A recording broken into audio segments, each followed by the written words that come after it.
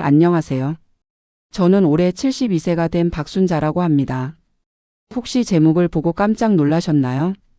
국민연금 73만 원으로 혼자 살면서 매달 적금을 20만 원씩 넣는다고 하니 믿기 어려우실 거예요. 저도 처음엔 불가능하다고 생각했거든요. 하지만 지금 이 순간 저는 정말로 그렇게 살고 있습니다. 72세의 할머니가 어떻게 이런 일이 가능한지 오늘 여러분께 제 이야기를 들려드리고 싶어요.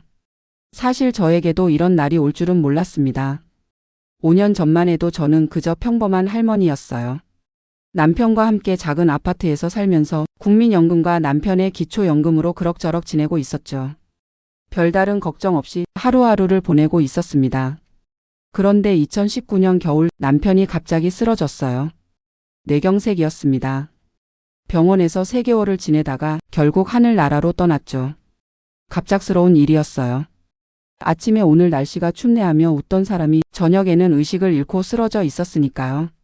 남편이 세상을 떠난 후 저는 정말 막막했습니다.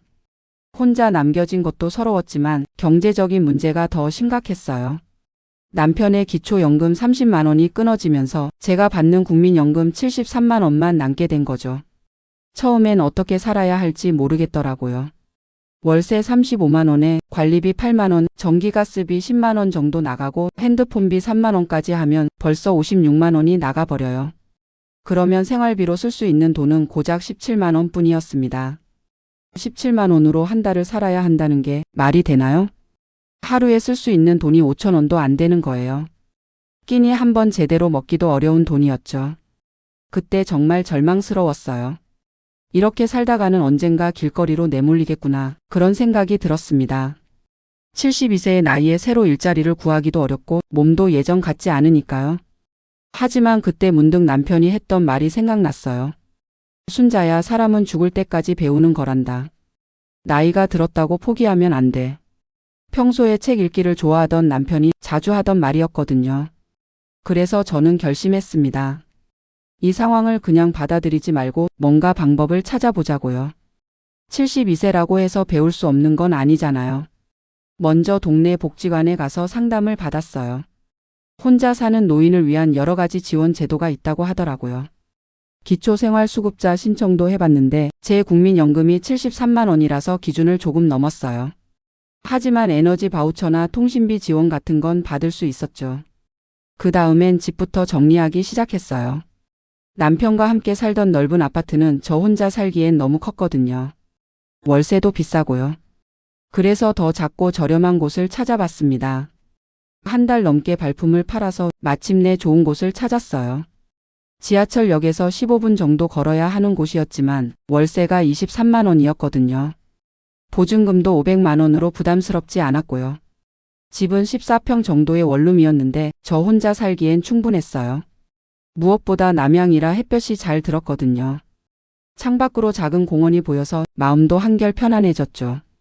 이사를 하고 나니 월세가 12만 원 줄어들었어요. 관리비도 6만 원으로 줄었고요. 이것만으로도 월 18만 원을 절약할 수 있게 된 거죠. 하지만 여전히 빠듯했어요. 월세 23만 원, 관리비 6만 원, 전기가스비 7만 원, 핸드폰비 3만 원을 합치면 39만 원이에요. 73만 원에서 39만 원을 빼면 34만 원이 남죠. 34만 원으로 한 달을 살아야 하는 거였어요. 여전히 하루에 10,000원 조금 넘는 돈이었지만 그래도 전보다는 나아졌죠. 그런데 이때부터 제가 정말 놀라운 변화를 시작했어요. 절약에 대해 본격적으로 공부하기 시작한 거죠. 먼저 동네 도서관에 가서 절약 관련 책들을 빌려 읽었어요. 월급 100만 원으로 1,000만 원 모으기, 똑똑한 절약의 기술, 이런 책들이었죠. 처음엔 어려웠지만 천천히 읽어보니 실용적인 팁들이 많았어요. 특히 가계부 쓰는 법을 배운 게 큰 도움이 됐죠.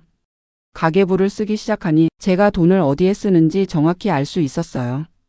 예를 들어 마트에 가서 충동 구매하는 돈이 생각보다 많았거든요. 과자나 음료수 같은 거 말이에요. 그래서 장보기 전에 꼭 목록을 작성하기 시작했어요. 냉장고를 확인하고 일주일치 식단을 미리 짜는 거죠. 그리고 그 목록에 없는 건 절대 사지 않았어요. 또 할인 정보도 열심히 알아봤어요. 대형마트 세일 날짜를 메모해두고 그날에 맞춰서 장을 봤죠. 특히 저녁 8시 이후에 가면 반찬이나 빵 같은 걸 할인가에 살 수 있었어요. 그리고 전통시장도 자주 갔어요. 대형 마트보다 훨씬 저렴했거든요. 상인분들도 친절하셔서 단골이 되면 좀 더 깎아주기도 하고 덤도 많이 주셨어요. 처음엔 깨소금도 아껴가며 요리했는데 시간이 지나면서 재미있어졌어요. 적은 재료로 맛있는 음식을 만드는 게 마치 게임 같았거든요. 예를 들어 콩나물을 사면 콩나물국도 끓이고 콩나물 무침도 만들고 남은 건 김치찌개에 넣어서 먹었어요. 채소 하나로 여러 가지 요리를 만드는 거죠. 또 계절 채소를 많이 활용했어요. 봄에는 냉이, 달래, 쑥 같은 걸 캐러 다녔죠. 공원이나 야산에 가면 얼마든지 구할 수 있었어요. 도시에서도 조금만 찾아보면 자연에서 나는 식재료들이 많거든요. 여름에는 집 베란다에서 상추나 고추를 길렀어요. 씨앗 몇백 원으로 시작해서 몇 달 동안 먹을 수 있으니까 정말 경제적이었죠. 텃밭 가꾸는 재미도 쏠쏠했고요. 가을에는 김장을 담갔어요. 배추 10포기 정도로 김치를 담가서 겨울 내내 먹었죠. 김치 냉장고가 없어서 일반 냉장고에 보관했는데 의외로 잘 익고 맛있었어요. 이렇게 하니까 식비를 월 15만 원 정도로 줄일 수 있었어요. 하루에 5천 원 정도 쓰는 거죠. 처음엔 불가능해 보였는데 실제로 해보니 충분히 가능했어요. 그런데 여기서 끝이 아니었어요. 다른 생활비도 줄여보기 시작했거든요. 먼저 전기요금부터 줄였어요. LED 전구로 모두 바꾸고 사용하지 않는 전자제품은 플러그를 뽑았죠. 에어컨 대신 선풍기를 쓰고 겨울에는 전기장판보다 두꺼운 이불을 덮었어요. 그리고 대중교통비도 아꼈어요. 노인 교통카드가 있어서 지하철은 무료였지만 버스비는 따로 나갔거든요. 그래서 웬만하면 걸어 다녔어요. 하루에 10,000보 정도 걸으니까 건강에도 좋았죠. 옷도 새로 사지 않았어요. 대신 동네 자선단체에서 나눠주는 옷을 받거나 벼룩시장에서 저렴하게 샀죠. 옷을 고쳐 입는 법도 배웠어요. 바느질은 어릴 때부터 해왔으니까 어렵지 않았거든요. 미용실 대신 집에서 염색하고 파마했어요. 유튜브를 보면서 배웠죠. 처음엔 서툴렀지만 몇 번 하다 보니 제법 괜찮아졌어요. 이런 식으로 생활비를 줄이니까 놀라운 일이 일어났어요. 월 73만 원으로 생활하는데 53만 원이면 충분했거든요. 그러면 20만 원이 남는 거죠. 처음엔 그 20만 원을 그냥 통장에 넣어뒀어요. 혹시 모를 비상 상황에 대비해서요. 하지만 몇 달 지나고 보니 이 돈을 그냥 놔두는 게 아깝더라고요. 그래서 적금을 넣기 시작했어요. 매달 20만 원씩 차곡차곡 모으는 거죠. 처음엔 반신반의했지만 정말로 가능하다는 걸 깨달았어요. 1년이 지나니까 적금이 240만 원이 됐어요. 이자까지 합하면 250만 원이 넘었죠. 저도 믿기지 않았어요. 국민연금 73만 원으로 혼자 살면서 1년에 250만 원을 모았다니요. 2년이 지나니까 500만 원, 3년이 지나니까 750만 원이 됐어요. 지금은 거의 1,000만 원에 가까워졌죠. 물론 쉽지만은 않았어요. 가끔 친구들이 밥 먹자고 하면 부담스러웠거든요. 외식하면 최소 1만 원은 들어가니까요. 그럴 때는 솔직하게 말했어요. 요즘 절약하고 있어서 집에서 먹을래 하고요. 처음엔 친구들이 이상하게 생각했지만 시간이 지나면서 이해해 주더라고요. 오히려 저한테 전략 노하우를 물어보기도 했어요. 가장 힘들었던 건 아플 때였어요. 병원비가 갑자기 많이 나갈 때가 있었거든요. 그럴 때는 적금을 깨야 하나 고민도 했지만 다행히 국민건강보험 덕분에 큰 부담은 없었어요. 그리고 정말 외로울 때도 많았어요. 혼자 밥 먹고 혼자 텔레비전 보고 혼자 잠들어야 하는 게 서러웠죠. 그럴 때는 동네 복지관에 가서 다른 어르신들과 이야기했어요. 저보다 더 어려운 분들을 보면서 제가 얼마나 감사한 상황인지 깨닫게 됐죠. 시간이 지나면서 제 삶에도 변화가 생겼어요. 절약하는 재미를 알게 됐거든요. 목표한 금액을 모으면 정말 뿌듯했어요. 마치 게임에서 레벨업하는 기분이었죠. 그리고 새로운 것들을 배우는 재미도 있었어요. 요리, 바느질, 원예, 심지어 스마트폰 사용법까지요. 72세에 유튜브를 보고 염색하는 법을 배우다니 젊었을 때는 상상도 못했을 일이에요. 무엇보다 제가 혼자서도 충분히 살 수 있다는 자신감이 생겼어요. 남편에게 의존하지 않고도 자립할 수 있다는 걸 증명한 거죠. 72세의 나이에 말이에요. 지금 저는 정말 행복해요. 물론 돈이 많지는 않지만 제가 필요한 만큼은 충분히 있거든요. 그리고 매달 적금 통장에 20만 원씩 들어가는 걸 보면 미래에 대한 불안감도 줄어들어요. 요즘은 이 돈을 어떻게 쓸지 계획도 세우고 있어요. 몇 년 더 모으면 아마 2천만 원 정도 될 것 같은데 그때는 작은 여행을 가보고 싶어요. 혼자서 기차 타고 부산도 가보고 제주도도 가보고 싶거든요. 또 자선단체에 기부도 하고 싶어요. 저보다 더 어려운 분들을 도와드리는 거죠.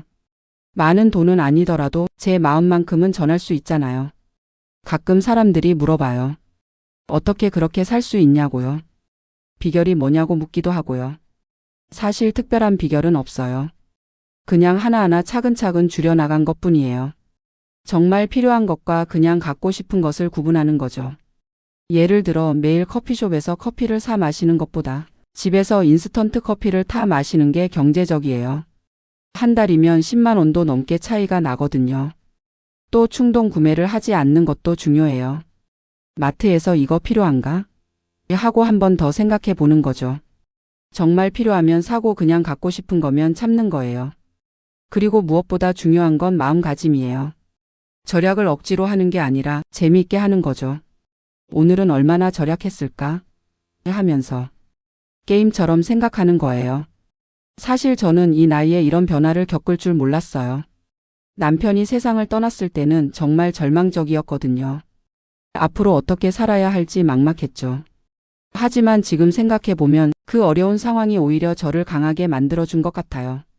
새로운 것을 배우고 새로운 방식으로 살아보게 된 거죠. 72세라는 나이가 끝이 아니라 새로운 시작이 될 수 있다는 걸 제가 몸소 보여드린 것 같아요. 나이가 들어도 배울 수 있고 변할 수 있고 성장할 수 있다는 거죠. 지금도 저는 계속 새로운 것들을 시도하고 있어요. 최근에는 동네 복지관에서 컴퓨터 교실을 듣고 있거든요. 인터넷으로 더 많은 할인 정보를 찾아보려고요. 그리고 다른 혼자 사는 어르신들에게 제 절약 노하우를 알려드리기도 해요. 복지관에서 가끔 강의도 하거든요. 국민연금 100만 원 미만으로 혼자 살기 이런 제목으로요. 처음엔 누가 들을까 싶었는데 의외로 관심 있어 하시는 분들이 많더라고요. 저처럼 혼자 남겨진 분들이 생각보다 많거든요. 그분들께 제가 항상 말씀드리는 게 있어요. 포기하지 마세요. 나이는 숫자일 뿐이에요. 정말 그렇거든요. 마음만 먹으면 언제든 새로 시작할 수 있어요. 물론 쉽지는 않아요. 처음에는 정말 힘들었거든요. 하지만 하루하루 해나가다 보면 어느새 익숙해져요. 그리고 그때부터는 오히려 재미있어져요. 저는 앞으로도 이렇게 살아갈 생각이에요. 건강한 동안은 계속 적금도 넣고 새로운 것도 배우고 다른 분들도 도와드리면서요. 혹시 저와 비슷한 상황에 계신 분들이 있다면 절대 포기하지 마세요. 방법은 분명히 있어요. 조금씩 천천히 시작해 보세요. 72세 박순자의 이야기 어떠셨나요? 국민연금 73만 원으로도 충분히 행복하게 살 수 있고 심지어 적금까지 넣을 수 있다는 걸 제가 증명해 드린 것 같아요. 나이가 들어도 꿈은 있어야 해요. 저의 다음 목표는 80세까지 건강하게 살면서 5천만 원 모으기예요. 불가능해 보이시나요? 아니에요. 분명히 할 수 있을 거예요. 마지막으로 남편에게 하고 싶은 말이 있어요. 여보, 저 혼자서도 잘 살고 있어요. 당신이 가르쳐준 대로 끝까지 배우면서 살고 있답니다. 걱정하지 마세요. 감사합니다.